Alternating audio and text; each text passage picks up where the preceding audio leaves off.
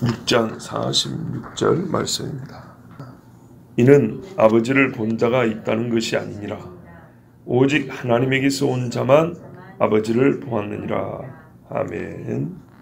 45절에 선지자의 글에 그들이 다 하나님의 가르치심을 받으리라. 이 말씀을 듣고 유대인들이 혹시 오해할까 또는 예수님의 말을 꼬투리 잡을까 해서 예수님이 잠깐 주의를 준 겁니다. 그러니까 46절은 논리로 볼 때는, 말의 흐름으로 볼 때는 꼭 없어도 괜찮습니다. 45절 끝부분에 아버지께 듣고 배운 사람마다 내게로 오느니라.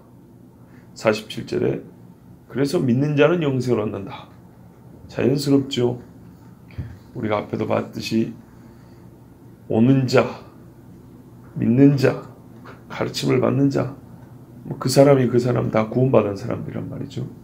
근데 46절은 유대인들에게 한 가지 주의를 주시고 또 새로운 가르침을 그 겸하여 주시기 위해서 우리 주님이 하신 말씀인데요. 가르친다는 것은 요즘에야 무슨 원격으로, 그러니까 영상으로도 보고 뭐 간접적인 어떤 방법들이 있지만 옛날에는 전부 다 직접 보고 얼굴을 이렇게 대면하여 배우고 가르치는 그런 시대란 말이에요. 지금도 그게 가장 일반적이고요. 이거는 뭐 언제나 똑같을 겁니다. 중요한 일은 서로 얼굴을 보고 이야기합니다. 그러므로 사람들이 예수님께로 오는 자마다 다 하나님을 대면하고 가르침을 받았다는 말로 오해할 수 있습니다. 그렇죠? 아니 무슨 말이냐? 봐보세요. 가르칠 때는 어떻게 하냐면 얼굴을 보고 가르친다. 얼굴을 보고. 그죠? 우리도 지금 얼굴 보고 있죠. 그런 것처럼. 그러니까 하나님께 가르침을 받은 자가 내게로 온다 그랬단 말이에요. 그러면 어떤 말이냐? 그러면 예수님께로 가는 사람은 다 하나님을 이렇게 직접 봤다는 말이냐? 예수님의 말을 그렇게 오해할 수 있다 이 말입니다. 그 말이 아니라는 말이에요. 예. 하나님 얼굴을 감히 사람이 어떻게 봐요? 그런데 하나님께 가르침을 받아야 예수님한테 온다면서요. 그러면 사람들이 하나님께 가르침을 받아야 너한테로 가? 그럼 뭐 우리가 다 하나님 얼굴을 봐야 된다는 얘기야? 이렇게 생각할 수 있다 이 말이죠. 이 정상적인 사고를 하는 사람이라면 꼭 아버지를 본다는 것이 아니고 또 예수님께 굳이 그거를 따져묻지 않아도 뭐 될 문제거든요. 우리가 한 번도 여러분 중에는 그렇게 생각한 분 없잖아요. 아버지께 듣고 배운 사람이 예수님께로 온다 할 때 그러면 우리가 다 하나님 얼굴을 직접 봐야 된다는 얘기인가? 이렇게 오해한 사람 없지요. 유대인들도 그렇게 오해 안 해요. 예수님이 지나치게 걱정을 하시고 너무 이렇게 막 예민하게 반응을 하신 건가? 반응이라보다는 그렇게 막 높아심을 가지고 이렇게 주의를 준 건가? 그럴 수도 있죠. 그런데 예수님은 사람의 심정을 보고 있잖아요. 이 사람들은 항상 보면 말에 올무라는 표현을 성경에 많이 씁니다. 그러니까는 올무 잡힐 것이 없도록 하기 위해서 예수님이 하신 말씀이에요. 유대인들도 듣고 배운다는 것이 꼭 얼굴을 본다는 것이 아닌 줄 알아요. 왜냐하면 이 사람들이 뭐라냐면 우리는 모세의 제자라 이랬어요. 모세의 제자라 했다 하는 말은 꼭 이 사람들이 나는 모세를 봤다. 모세의 얼굴을 보고 배웠다. 그 말 아니잖아요. 모세가 죽은 지가 언젠데. 그 말은 모세가 써준 이 창세기부터 신명기까지 말씀을 통해 배웠다 이 말이거든요. 그러니까는 누구한테서 배운다는 말이 꼭 얼굴을 봐야 된다는 말은 아니라는 거죠. 유대인들도 이거는 다 알아요. 그러면은 예수님이 다 아는 이야기를 뭐하러 다시 무슨 어린애 취급하는 것도 아니고 내가 배운다는 것이 꼭 얼굴 본다는 얘기 아닙니다. 뭐하러 이렇게 또 얘기하냐고요. 만약 여러분한테 제가 이렇게 얘기를 했으면 사람 무시하는 걸로 생각했을 거예요. 아무도 그렇게 생각 안 하니까. 그런데 예수님이 왜 유대인들에 이렇게 했다고요? 유대인들도 그렇게 생각 안 하는데 말의 올무를 잡으려고 작정을 한 마음들은 평상시 생각과 다르게 사고를 형성한다고요. 예, 평상시에는 누구한테 배운다는 말이 꼭 얼굴을 보고 배운다는 말이 아닌 줄 알면서도, 본인들이 그렇게 말을 하면서도 말의 올무를 잡으려고 딱 작정을 하면 평상시하고는 다르게 이거를 꼭 이렇게 걸기 좋게 이렇게 해석을 해가지고, 그러면 사람한테 보고 배우려면, 아니 듣고 배우려면 직접 들어야 될 거 아니야. 그럼 당신은 사람이 얼굴로 하나님을 볼 수 있다는 말이야. 이렇게 꼭 올무를 걸려면 그렇게 끌고 간다고요. 그래서 예수님이 그 짓을 못하게 하려고 하는 거예요. 사람은요, 지성적인 의미에서 말 뜻을 못 알아먹어서 문제가 되는 게 아닙니다. 감정적이고 의지적인 측면에서 말씀을 거부하면 비틀게 되어 있습니다. 지금 현재 유대인들은 그런 상황입니다. 그래서 예수님이 비틀지 못하게 하려고 막아선 겁니다. 왜? 비틀어버리면 지금 하고 있는 이야기 이 중심 주제 흐름으로 못 가고 또 곁길로 나가게 된단 말이죠. 그 덕분에 꼭 드려야 될 사람들이 못 듣고, 드려야 될 말을 못 듣고 지금 이 귀한 시간을 보내볼 수가 있어요. 이는 아버지를 본 자가 있다는 것이 아니니라. 오직 하나님의 손자만 아버지를 보았느니라. 그렇죠. 사람 중에 아버지를 본 사람은 없습니다. 모세도 하나님을 보지를 못했습니다. 하나님 이렇게 가리고 너는 내가 지나간 다음에 등을 본다. 그러니까 뒤로 영광만 살짝 본다, 이런 말이죠. 근데요, 이것이 지금 예수님이 가르쳐 주시고 있는 이 교훈의 흐름을 쭉 바르게 갖고 가고자 하는 것뿐만 아니라, 이 사람들이 예수님을 이렇게 말을 비틀어서 꼬투리를 잡기 시작하면 어떻게 될까요? 그 말한 사람은 자기 말로 범죄하게 되겠죠. 원래 이런 측면에서 보면 예수님이 사람으로 하여금 범죄하지 않도록 먼저 막아선 겁니다. 이거 얼마나 감사한지 모릅니다. 말을 일단 내뱉어버리면 그거는 주저 담지 못하죠. 그것처럼 예수님을 이렇게 말의 올무에 걸리게 하려고 한번 비틀어서 말을 딱 해버리면 그 사람은 하나님의 이 행위책에 그게 말로 한 게 기록이 되지 안 한 건 아닙니다. 분명히 한 겁니다. 그런 말을 하지 않도록. 가말리엘이라는 사람이 있죠. 바울의 선생님. 그 사람이 제가 알기로 성경에 2번 나옵니다. 바울이 나는 누구한테 배웠다 이거 말고 그 사람의 직접 말이 나오는데, 그 중에 하나가 우리 율법은 사람이 한 것을 보지도 아니하고 함부로 판단하는 율법이냐? 그런 율법 아니다. 이렇게 말한 적이 있고, 또 제자들을 보고 저게 하나님께로 났으면 우리가 막지 못할 것이고 죄를 짓는 것이고, 사람에게서 났으면 스스로 무너질 거니까 냅두자. 이게 가말리엘이란 말이에요. 참 지혜롭죠. 이렇게 그 당대의 가장 최고 지혜로운 사람이 몰랐어도, 그럴 수도 있죠. 자기가 말을 할 수 있는 권한이나 능력이 없어서가 아니라 진짜 지혜로운 사람은 어디서부터 어디까지가 내가 말할 수 있는지를 압니다. 그래서 딱 그 정도에서 멈춥니다. 그것도 이런 사람이 있죠. 니고데모가 그랬던가요? 가타부터 말하지 않은 사람이라. 예수님에 대하여.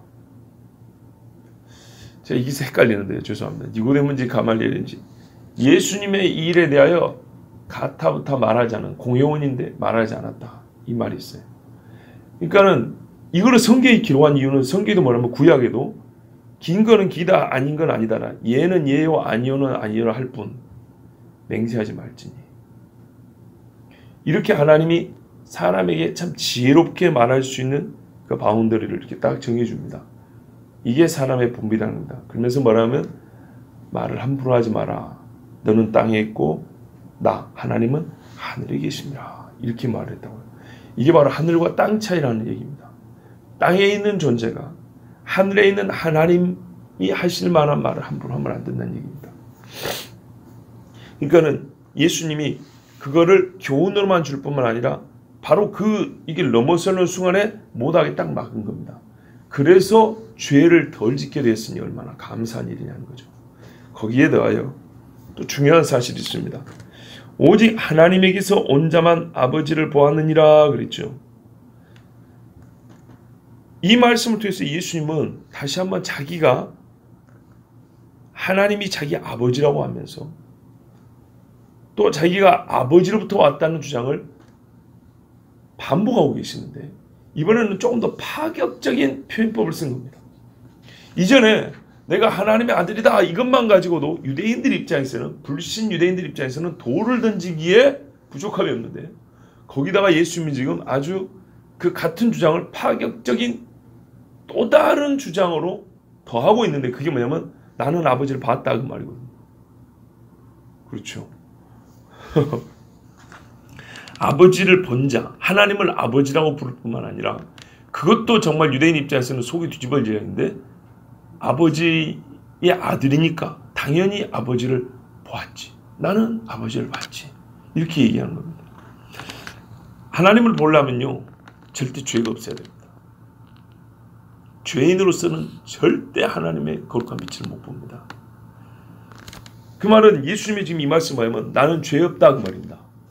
이거는 또 다른 차원에서 유대인들이 정말 분기탱천을 얘기죠. 네가 나사렛 사람이고 요셉의 아들인데 죄가 없다. 현대 유대교에서는 죄를 가르치지 않는다 그랬습니다. 그러나 적어도 예수님 입에서 나온 요 직접적인 주장은 유대인들의 심기를 굉장히 아주 그냥 부글부글 끓게 한 게 사실입니다. 왜냐하면 모세보다 뛰어나다고 말한 겁니다. 모세는 이스라엘 사람들이 하나님과 보통 사람 사이에 있는 존재라고 생각하는 정도인데 그러니까 그 시체를 가지고 천사장과 마귀가 다툰 정도인데 그 모세도 하나님 앞에 뭐라면 주의 영광을 보여주옵소서 했더니 네가 나를 직접 보고 살 수가 없으니 내가 지나가면 너를 가렸다가 이렇게 보면 네가 내 뒷면만 볼 것이다 이랬단 말이죠. 그런데 예수님의 이 말씀은 내가 아버지를 얼굴로 이렇게 봤다는 얘기입니다. 그러니까 예수님 말씀은 모세보다 뛰어나다. 모세보다 뛰어나는 것은 신분과 지위뿐만 아니라 모세오경, 장세기, 출애굽기, 레위기, 민수기, 신명기 위에 있다는 얘기거든요. 즉 나는 성경 위에 있다. 바꿔 말하면 나는 모세에게 성경을 준 자다 이런 말이란 말이에요. 히브리서에 뭐라 합니까? 히브리서 3장에 아주 중요한 말씀이 있는데 모세는 장래에 있을 일을 말하기 위하여 하나님 집의 종이에요. 그리스도는 그 집 아들이니 누가 더 높으냐? 이게 히브리서의 말씀입니다. 바울도 이때까지는 이 비밀을 몰랐죠. 집 지은 자가 집보다 높은 것이 당연한 거 아니겠냐? 그러면 집에 있는 종은 그 집 주인보다 높겠느냐? 절대 그럴 수 없다. 모세는 종이요 예수는 그 집의 아들이라. 누가 더 높으냐? 이 주장을 바울이 깨닫고 나서 히브리 사람들에게 가르쳐 준 겁니다. 무슨 말입니까?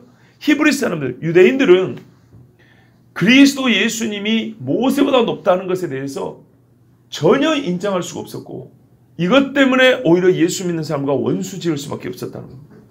어찌 모세보다 높을 수가 있냐? 그 말은 뭐라고요? 모세 오경보다 높다는 거고 성경을 준 자가 그리스도다 이런 뜻이 돼버리니까 유대인들이 이거를 받아들일 수 없었던 겁니다. 그렇게 되면 자기들의 성경 해석은 다 틀린 거거든요. 그리스도를 보지 않고 그리스도의 빛으로 비추지 않고 구약 성경 39권 해석했던 거 다 틀렸다 이 말입니다. 그런데 예수님이 직접적으로 이렇게 주장하기 전에 바로 이 말씀에 내포된 뜻이 그 말입니다. 나는 아버지를 보았다. 나는 죄가 없다. 나는 모세보다 높다. 이 눈치 빠른 유대인들이 이걸 깨달았을 건데 지금 예수님이 큰 줄기에서는 뭐랄까요? 아버지께 보고 배운 자, 나에게 오는 자, 영생 얻는 자 이렇게 가고 있기 때문에 어떤 의미에서는 이 짧게 순식간에 넘어가는 이 말씀을 깊게 생각할 시간이 없었을지 모릅니다. 근데 우리는 감사해도 지금 한 절 한 절을 묵상할 수 있는 시간적 여유가 있잖아요. 그래서 보면 이 말 뜻은 유대인들에게는 이건 파격이요 충격이요 경악을 금치 못할 말입니다. 우리가 잘 알다시피 히브리서 4장 15절에는 우리에게 있는 대제사장은 우리의 연약함을 체휼하지 아니하는 자가 아니요 우리가 똑같이 시험을 당한 이로되 죄는 없으시니라 이렇게 말씀했다고요. 또 베드로서 3장 18절에도 의인으로서 불의한 자를 대신하여 죽었다 이렇게 말씀을 했어요. 그러니까는 예수님은 죄가 없다라는 것이 성경의 일관적인 주장인데 예수님 스스로 말씀하신 이 말씀 아버지를 보았다는 여기에 간접적 표현으로 나는 죄가 없다라는 예수님의 자기 주장이 들어있는 겁니다. 이래서 예수님은 자기 자신에 대하여 새로운 가르침을 주시면서 동시에 유대인들의 입술의 범죄를 막는 아주 은혜로운 가르침을 주셨습니다. 이 말씀을 그러니까는 어떤 의미에서는 잠깐 멈추고 묵상할 수 있는 기회가 있었고 그런 마음의 여유가 있었다면 이 현장에 있는 유대인들은 예수님에 대해서 진짜 깊은 지식을 갖게 되었을 겁니다. 즉 아버지께로 하나가 아니라 이거는 뭐 이 순식간에 이 폭을 확 넓힐 수 있는 배움을 얻을 수 있는 시간이었는데 이 닫혀있는 마음을 갖고 있던 유대인들은 예수님의 말씀을 듣지 못했습니다. 그래서 우리가 지금 천천히 봐서 그러지만 뒤로 가면은 다 떠났다 그랬습니다.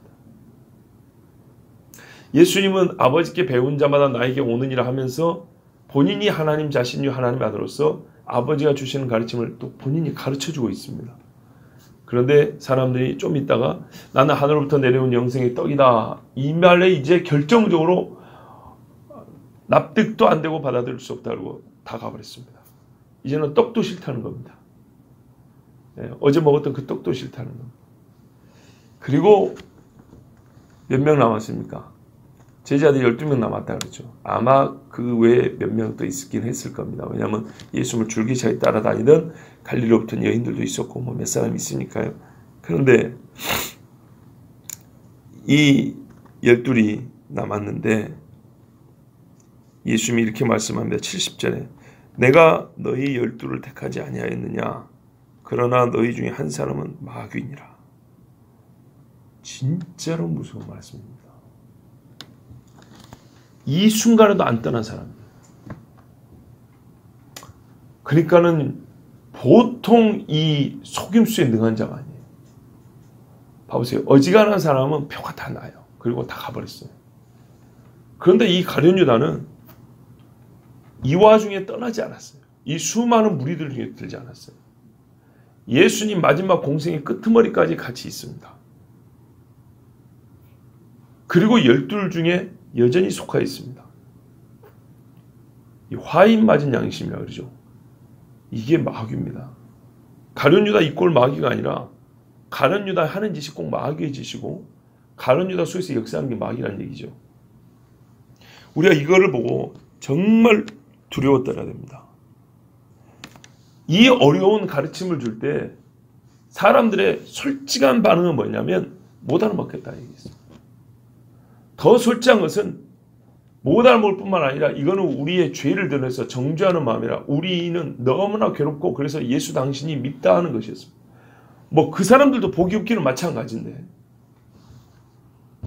가룟 유다라는 사람은 그들과 같은 속을 갖고 있었지만서도 끝까지 자기 자신을 가리는 아주 마귀적인 능력을 갖고 있었던 사람입니다. 제자들은 아무도 몰랐습니다.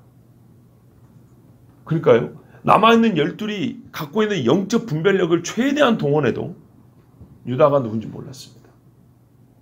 성찬식 할 때 예수님이 그러잖아요. 떡을 찍어 주는 자가 그니라 나를 판 자니라고 가르쳐 줘도 그리고 떡을 찍어주고 네가 할 일을 해라. 예수님이 하신 말씀을 다 듣고도 제자들이 멍청한 건지 아니면 유다가 자기를 잘 속인 건지 제자들 중에 아무도 그게 뭔 말인지를 못 알아먹었다 합니다. 유다가 예수님을 팔 줄을 몰랐다는 얘기입니다. 예수님이 입으로 다 말을 해줘도 너 중에 하나가 나를 팔 것이다. 그가 누굽니까 물어보놓고도 내가 떡 찍어주는 사람이 그다. 그리고 떡을 집어서 유다에게 딱 줘도 나머지 11명의 제자는 유다가 예수님을 팔 줄을 몰랐다는 얘기입니다. 미안하지만 이렇게 멍청할 수가 있습니까? 그런데요. 이거는 멍청하다고 볼 게 아닙니다. 평상시 유다가 11명의 제자들에게 보여준 나름대로의 신의, 신뢰입니다. 11명의 제자는 절대로 유다가 그럴 사람이라고 몰랐다는 얘기입니다. 아니 여러분 같으면 생각을 해보세요. 예수님이 바로 여기서 같이 밥 먹는 자리에서 내가 한 점 찍어 고기 한 점 찍어주는 사람이 나를 팔 사람이 하면 여러분 못 알아먹겠어요. 딱 찍어준 다음에 네 할 일을 해라 그랬다고요. 근데 이걸 바보같이 6월절이 되어서 음식 사러 보내는 건가? 이 사람이 돈을 받고 있으니까 뭐 장보고 오라는 말인가? 이렇게 생각할 사람이 어디 있어요? 그건 뭐냐? 제자들이 바보 천치여서 그런 게 아니고 유다가 지난 3년 이상 보여온 그 행실과 언행이 제자들을 너무 기가 막히게 속여왔다는 겁니다. 정말 무서운 이야기입니다. 어떤 의미에서는 차라리 이때 가버린 사람이 더 나아요. 왜냐하면 성경에 많이 받은 자는 많이 달라 한다고 그랬다고. 그리고 예수님이 유다 보고 뭐라 그러냐면 너는 차라리 태어나지 않았으면 좋을 뻔했다고 그랬다고. 이 얼마나 끔찍한 말인가 한번 생각해 보세요. 창조한 이가 누굽니까? 하나님이시잖아요. 그런데 그분이 하는 말이 너는 낳지 않았으면 더 좋았을 뻔했다 그랬어요. 우리 주님은 그런 유다를 또 한편 예수님 입장에서는 그런 유다를 3년 동안 데리고 다니면서 계속 가르쳤습니다. 그러니까는 제가 지금 이 말씀을 드린 이유는 바로 이거거든요. 아버지께 듣고 배운 사람마다 내게 온다 그랬는데 유다는 듣고 배우지 않았다는 것에 절정을 보여준다. 절정. 사람이 듣고 배우지 않을 수 있는 그 극단 한계치가 어딘가, 최고치가 어딘가를 보입니다. 이 정도까지도 가능하다는 얘기입니다.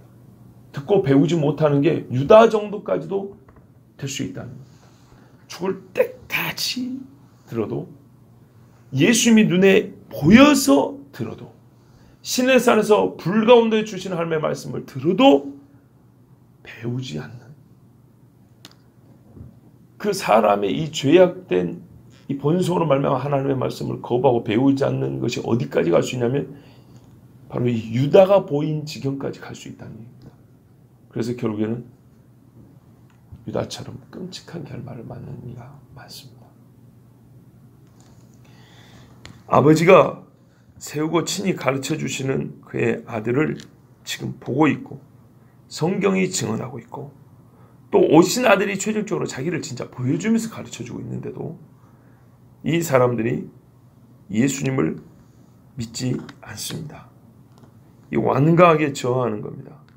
우리가 45절에 44절에 아버지께서 이끌지 아니하시면이라는 말씀을 며칠 전에 들었습니다. 근데 이 이끄다는 말은 하나님께서 이렇게 손을 잡고 데리고 가는 거잖아요. 근데 이 말 안에 아주 이렇게 얇게 두르고 있는 것과 같이 우리에게 풍겨주는 말의 뉘앙스가 있습니다. 그 뭐냐면 사람은 저항한다는 겁니다. 이끄다는 말은 갈 능력이 없어서 끌어주는 거 있죠. 산에 올라가는데 이제 보통 여자들이 힘이 약하니까 남편들을 이렇게 손잡고 끌어주는 경우가 있다고. 이거는 갈 마음이 있지만 힘이 없을 때 이렇게 끌어주는 거죠. 그렇지만 또 이끌다는 말은 그래서 아까 말했잖아요. 얇게 두른 것처럼 저항이 있습니다. 직접적으로 저항을 말해주지 않지만 저항하는 사람의 마음을 하나님께서 이렇게 잡아서 순종하는 마음에까지 이렇게 끌고 가는 겁니다. 그 단계까지는 끌어줘야 됩니다. 기차가 갈 때 그렇죠. 마찰에서 저항을 한다고요. 화차가 앞에서 끌고 가면 이 화물이나 객차가 안 가요. 앞에서 엔진을 돌려주면 처음에는 안 가려고 있다고. 그러다가 점점 당기면 쭉 간다고요. 나중에는 많은 힘을 기울이지 않아도 가는 관성이 있기 때문에 쭉 간단 말이죠. 처음에 이렇게 끌어주는 힘을 받아야 갈 수 있는 것처럼 반대로 버티고자 하는 저항력, 이게 사람에게 있다는 것을 슬쩍 이렇게 보여주는 겁니다. 그러니까는 우리 주님이 하신 말씀에는 직접적으로 이렇게 확 보여주는 그런 말씀이 있고 그와 동시에 간접적으로 혹은 암시적으로 우리에게 보여주는 말씀들이 있는데 그 중에 하나도 이 44절이 이끈다는 얘기입니다. 그러니까는요, 이 저항하는 심정이 사람에게 있기 때문에 이제 이 예수님의 말씀을 듣고도 오히려 떠나는 자가 있는 것이고 또 아버지를 봤다는 말이냐 하고 예수님의 이 말을 올매 걸리게 하려고 마음으로 작정을 했던 사람이 있는 겁니다. 그때 예수님이 이걸 막으셨다는 것이고요. 자, 여러분, 그래서 우리가 이 말씀을 들을 때는 크게 두 가지로 예수님이 누구냐를 우리가 더 깊고 공고히 배우면서 동시에 예수님이 이런 참 높아심에서 비롯된 것 같은 이런 말씀하신 거는 듣고 있는 사람의 심정이 어떤가를 우리에게 보여주기 때문에 우리 사람 입장에서는요 어떻게 해야 되냐면 히브리서 3장에 이렇게 말씀합니다. 그러므로 성령이 이르신 바와 같이 오늘 너희가 그의 음성을 듣거든 광야에서 시험하던 날에 거역하던 것 같이 너희 마음을 완고하게 하지 말라. 거기서 너희 열조가 나를 시험하여 증험하고 40년 동안 나의 행사를 보았느니라. 그러므로 내가 이 세대에게 노하여 이르기를 그들이 항상 마음이 미혹되어 내 길을 알지 못하는도다 하였고. 보세요. 알지 못한다잖아요. 40년 동안 마음을 완강하여서 하나님이 주신 말씀도 있고 모세도 있고 만나도 있고 불기둥 구름기둥 다 있었지만 마음이 완강했던 사람은 40년 동안 다 죽었고 결국에는 히브리서는 믿음이 없었다 그러거든요. 믿음이 없어 다 죽었는데 그것을 다른 표현으로 내 길을 알지 못했다 이렇게 말하죠. 하나님이 직접 가르쳐 주죠. 그때 신의 산에서. 그래도 알지 못한 거예요. 듣고 어떻게 해요? 배우지 않은 거예요. 이게 얼마나 무섭습니까? 그래서 제가 요즘에 신명기 설교하면서도 그러잖아요. 40년 동안 율법의 증명이 끝나지 않았냐고. 하나님 말씀이 사시는 게 증명이 끝나지 않았냐고. 여러분, 광야에서 몇십만이 죽었다고요? 60만이죠. 이건 남자만 계산한 겁니다. 20세 이상 아무도 못 들어갔다 그랬어요. 뒤를 돌면 뭐가 있다고요? 여자도 20세 이상 다 죽은 겁니다. 그러면 최소 120만입니다. 이게 얼마나 무서운 일인가 생각을 해보세요. 요즘에 화장터로 가고 장례식장 가지만 너희 집 우리 집 딱딱 붙어서 텐트 치고 사는 대가족 사회입니다. 넓은 벌판에 수백만 사람들이 같이 텐트 치고 삽니다. 40년 동안 최소 120년만을 장례를 한번 치러보세요. 묻을 땅이 어디 있고 그 시체 썩는 냄새하고 집집마다 통곡 소리에 이게 40년 동안 좀 과장을 하면 초상 치르다가 40년 다 가버린 겁니다. 하루에 몇천 명씩 죽어버리고 얼마나 무섭습니까? 하나님의 말씀에 불순종이 이렇게 무서운 겁니다. 그때는요 얼마나 복받은 세대냐면 진짜로 우리가 나는 진짜 한번 경험이나 해봤으면 좋겠어요. 시내산에서 하나님이 내려오셔서 그 산에 불이 타는 것을 보고 귀청을 찢는 나팔 소리가 빵 울리고 야 세상에 그러고도 감히 하나님을 시험할 수 있을까요? 그리 했답니다. 금송아지 세워놓고 춤추면서 피 흘리고 음란한 짓 하면서 그리 했답니다. 이 죄가 얼마나 무지막지한 것인지 여러분 절대 잊으면 안 됩니다. 하물며 그런데 우리는 하나님의 형상도 보지 못, 형상이란다. 하나님을 보지도 못하고 이 글을 통해서 배웁니다. 뭐 우리 중에 솔직히 살면서 큰 기적을 경험한 사람도 별로 없습니다. 그러니까 보지 않고 믿는 자가 복되단 말씀이 맞아요. 정말 맞아요. 그런데 한편으로는 보지 않고 믿기 때문에 우리가 대단하다고 생각할 것이 아니라 보고도 그렇게 하나님을 시험하고 범죄했다면 나는 어쩔까? 정말로 주의해야 합니다. 그래서 성경에 섰다고 생각하는 사람은 넘어질까 조심하라 그러죠. 예, 그렇습니다. 지난 금요일날 제가 설교하면서 그랬어요. 오직 너희를 사랑하심으로 말미암아. 설교 원고를 준비했지만 사실 말을 못하겠다 그랬어요. 그래놓고도 길게 설교를 했는데 제 자신은 설교자로서는 마치 단단한 벽돌을 쌓고 집을 지은 설교를 한 게 아니고 나뭇가지 2개 세워놓고 지푸라기 몇 개 올려놓고 집 다 지었다고 한 것처럼 그 돼지 삼형제 있죠. 아기 돼지 삼형제 중에 첫째가 대충 집 짓잖아요. 바람 이렇게 쑥 나는 그런 집 지어놓은 것 같은 설교를 했다. 저 스스로는 그렇게 생각을 해서 참 하나님 앞에 죄송하고 우리 성도님들 앞에도 마음이 좀 불편하고 미안했어요. 그리고 이제 집에 내려갔는데 제 집사람이 그날 엄청나게 기도를 또 열심히 하고 참 은혜를 많이 받은 것 같길래 뭐 어떻게 자기는 그렇게 오늘 기도를 다른 때보다 더 열심히 하고 은혜를 받았냐.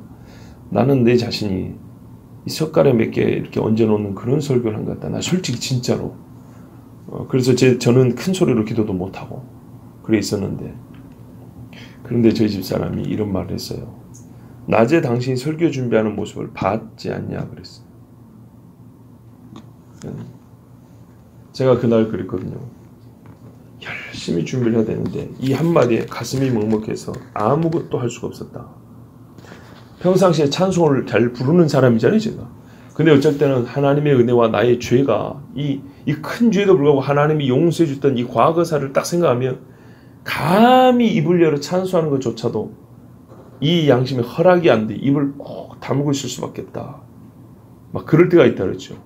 그래서 비유컨대 한 나라의 왕이나 귀족의 외동딸이 이 거지 같은 남자한테 사랑한다고 결혼하지 않으면 이 고맙지 않아서가 아니라 너무 큰 감격에 이건 고맙다는 말도 할 수 없는 그런 이거 뭐라고 대답해야 할지 모르는 그런 심정, 그런 마음을 예전에도 참 있었지만은 가끔 그런 마음이 다시 막 이렇게 솟아오를 때는 입을 열어서 어떻게 표현한다는 것 자체가 황송할 뿐이다. 근데 참 하나님의 은혜죠. 은혜 받게 하려고 하신 건지 실제로 제가 낮에 설교 준비하다가 아무것도 못하고 의자에 앉아서 가만히 이러고 있는 걸 봤거든요. 마침 이렇게 와갖고 나보고 뭐하고 있냐 그러면서 왜 가만히 이러냐. 그러면서 이제 눈이 약간 붉어진 걸 봤단 말이에요. 그러면서 저보고 뭐 지금 걔는 우는 거야? 뭐 이러면서 갔단 말이죠. 그게 뭔지 설교 시간에 이제 확인한 거야. 아 이게 하나님의 사랑이 오직 너희를 사랑하심으로 말미암아 지금 이 말 때문에 아무것도 못하고 이렇게 앉아 있었구나. 이게 딱 떠오르니까 본인은 그래서 이제 더 은혜가 됐다는 거예요. 그런 말이에요. 제가 요즘에 카톡에도 써놓은 말이 있습니다. 요즘이 아니라 좀 됐어요. 하나님의 사랑을 모르고서 외치지 않는다 라고 쓴 게 있습니다. 신학교 가기 전에 대학교 다닐 때 인터넷에 청년들 모임에 쓴 글들이 있습니다. 그게 뭐 무슨 사랑을 주제로 쓴 건 아니지만 아주 엄격하면서도 깊은 사랑의 이야기가 두 개가 잘 믹스되어 있는 그런 글들을 제가 제법 많이 올려드렸습니다. 그래서 동년배 청년들한테 상당히 좋은 호응을 얻었던 그런 기억이 있습니다. 그거를 우리 교회 누나가 당시에 프린트를 해줘가지고 제가 그 글을 가지고 있는데 지금 제가 지금 왜 갑자기 제 개인적인 이야기를 하냐면 여러분 제가 여러분과 이 사이에 공적인 자리에서 설교를 하는 입장이고 주로 회개하라, 하나님의 심판, 그리고 사람의 이 죄악된 본성에 대해서 설교를 주로 많이 합니다. 그 주제로 하는 것이 아니라 다른 주제로 해도 항상 그 이야기가 거의 빠지지 않습니다. 근데 여러분 그게 왜 그럴까요? 제가 다른 교역자들과 목회자들과 대화할 때도 항상 초점이 겁니다. 우리가 많은 얘기를 하고 많은 설교를 하는데 결국 왜 하는 거냐? 그 영혼을 구원하고자 합니다. 영혼과 무관한 얘기는 할 이유가 없고 영혼을 살리기 위해서 우리가 지금 서 있고 말하는 거 아니냐? 말이 많을수록 죄가 많다 그랬는데 이 죄를 많이 지을 위험을 각오하고서 우리가 왜 이 많은 말을 하느냐? 결국 뭐 때문에 하는 거냐? 영혼을 구원하고자 하면 아니냐? 그럼 영혼을 구원한다는 것은 결국 뭐냐면 하나님 앞에 회심해야 되는 거예요. 회심. 자기 죄를 회개하고 주님 앞에 와서 마음을 딱 열어놓고 주님 앞에 무릎 꿇으면 사실은 그 뒤로는요. 사람이 더 가르칠 필요도 없습니다. 그 뒤로는 근본적인 가르침이 아니라 그 구원받은 걸 더 확실하게 하고 더 빛나게 하는 그런 가르침이 됩니다. 제일 중요한 것은 그 마음이 회개하여 주님 앞에 돌아서는 것인데 그것이 바로 영혼을 위한 것이기 때문에 어떤 말씀을 전하더라도 문제는요, 회개하지 않으면 어떤 말씀도 안 들어온다는 얘기입니다. 그러니까 거꾸로 어떤 말씀도 어떻게 해요? 회개하라는 말씀과 같이 겸할 수밖에 없다는 거야. 약방에 감출하면서요. 그런 차원입니다. 오해하지 마세요. 지는 의인이고 우리는 다 죄인이고 아니라니까요. 나는 지금도 이 죄인에게 주신 하나님의 사랑이란 말을 성경 읽을 때마다 더 읽지를 못하고 가만히 앉아서 그 말씀을 가슴에 되새기고 되새기는 일을 예수 믿은 지가 나도 적게 잡아도 30년입니다. 그 못해 장아찌부터 하면 40년이 넘었습니다. 그래도요, 여전히 하나님의 사랑은 가슴을 뜨겁게 만듭니다. 그러나 그렇지 않으면 어떻게 해요? 오늘 보세요. 예수님이 굳이 이런 말씀까지 해줘야 돼요. 내 말은 아버지를 본 자가 있다는 말이 아니고 이건 안 해도 될 말인데 이들의 심정 때문에 예수님이 하신 말씀입니다. 덕분에 우리는 예수님이 모세보다 위에 계신 분이고 죄 없으신 하나님의 어린 양 걸 덕분에 우리가 더 배우게 됐지만 이 현장에 있던 사람들은 얼마나 안타깝습니까? 우리가 어디에 속해야 되겠습니까? 예수님의 제자 중에 유다 빼고 11사람 아직 이들도 미약한 상태였지만 정말 생명의 떡 하늘로부터 내려온 참 만난 예수님을 아버지께 듣고 배운 자, 그래서 그 떡을 먹는 자가 되어야 되겠습니다. 이 은혜가 우리 모두에게 있는 줄 믿습니다. 기도하겠습니다. 하나님 아버지, 오늘도 우리를 사랑해 주셔서 감사합니다.